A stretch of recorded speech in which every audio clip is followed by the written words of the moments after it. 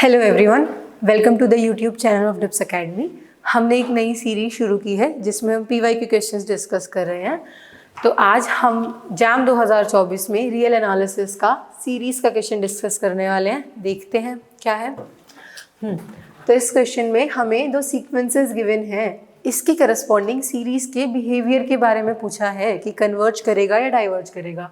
अच्छा, एक चीज़ देखो, यहाँ पर AN और BN हमेशा पॉजिटिव है, तो summation AN and summation BN positive term की सीरीज होंगी। तो हम इस तरह के क्वेश्चंस के लिए कंपैरिजन टेस्ट या फिर लिमिट कंपैरिजन टेस्ट के बारे में सोच सकते हैं। अब कंपैरिजन टेस्ट क्या बोलता है?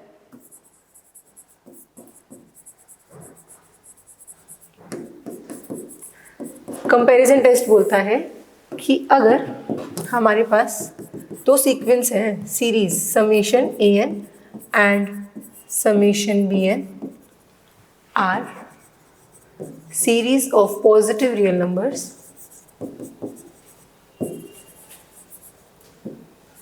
and AN is less than equals to BN for all n belongs to naturals, then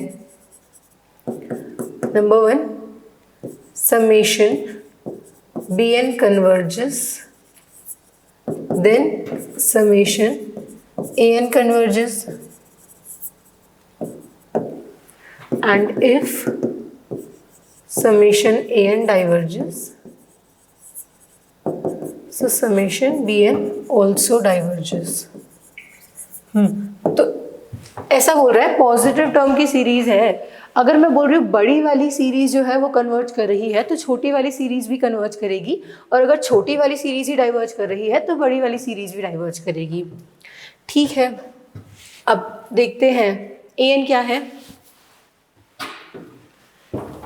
AN is given to be 1 by 3n plus 2 to 3n plus 4। ठीक है, अब हमें जो BN ढूंढना है वो AN की टर्म से ही ढूंढना है। कैसे करेंगे? हमें पता है 3n plus 2 जो होगा वो ग्रेटर देन होगा 3n से, also 3n plus 4 will also be greater then 3n। अब दोनों साइड प्रोडक्ट कर सकते हैं, सब कुछ पॉजिटिव है। 3n plus 2 into 3n plus 4 will be greater then 9n square. अब हम रेसिप्रोकल करेंगे क्योंकि हमें AN बनाना है, तो इनइक्वालिटी रिवर्स होगी।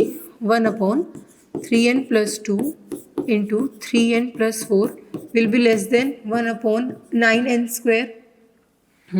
So in our case BN क्या आया? 1/9n square। ठीक है, अब ये क्या है? इसके लिए हम P टेस्ट यूज कर सकते हैं। P टेस्ट क्या होता है? P टेस्ट बोलता है कि अगर हमारे पास कोई सीरीज होती है, P सीरीज कैसी? Summation 1/n raised to the power P, ये कन्वर्ज करती है if and only if P is greater than 1। ठीक है, अब हमारे केस में P ग्रेटर देन 1 है, P 2 है, तो वो कन्वर्ज करेगी। ठीक, तो समेशन 1/n स्क्वायर कन्वर्ज करेगी। अब क्योंकि 9 से हम मल्टीप्लाई ही कर रहे हैं, उसका स्केलर मल्टीपल भी कन्वर्ज करेगा, तो summation 1/9 square also converges by P test.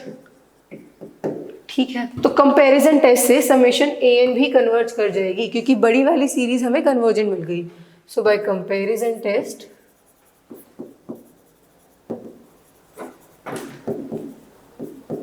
summation AN also converges। ठीक है, तो हमारे पास समेशन AN तो कन्वर्जेंट आ गई। BN के बारे में देखते हैं। BN क्या गिवन है? BN is given to be n cube plus cos 3 raised to the power n upon 3 raised to the power n plus n cube।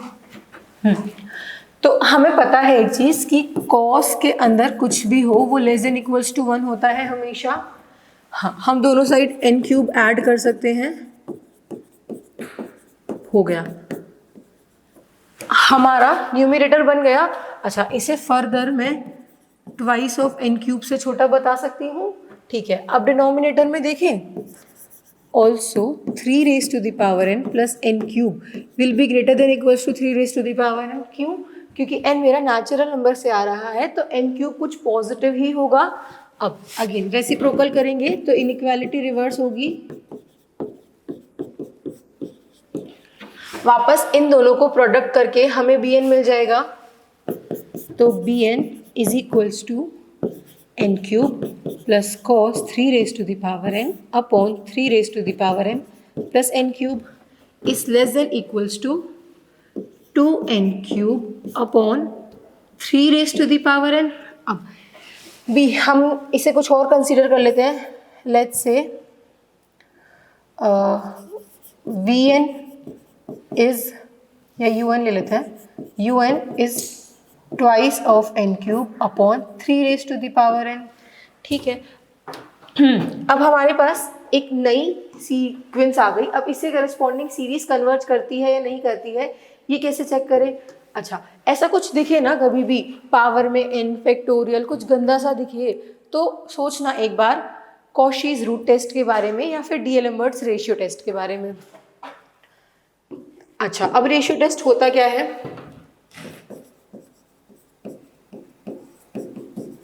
Ratio test बोलता है, लिख लेते हैं,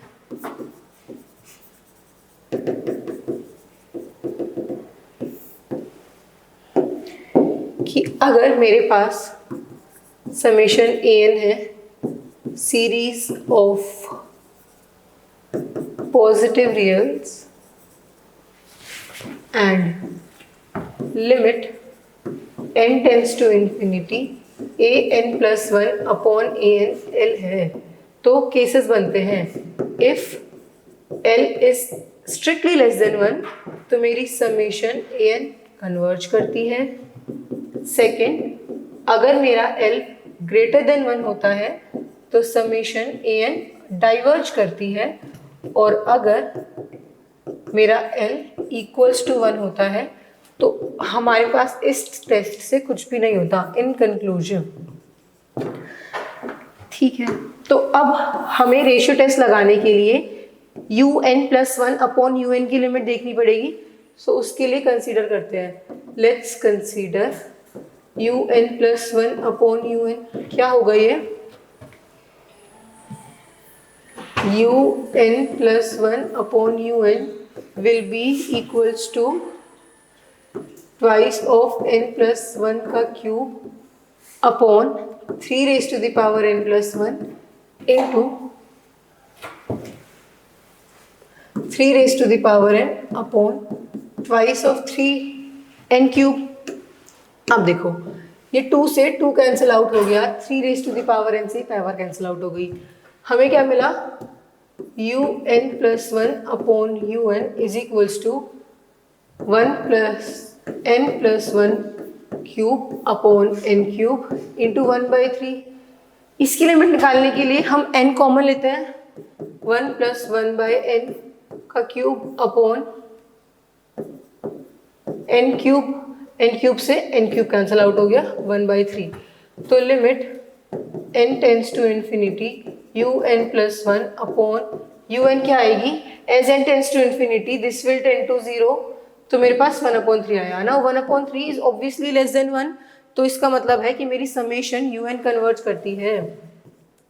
सो summation un converges by ratio test. तो अगर बड़ी वाली series convergent आ गई तो कंपैरिजन टेस्ट से छोटी वाली सीरीज भी कन्वर्ज करेगी। So summation bn also converges by comparison test.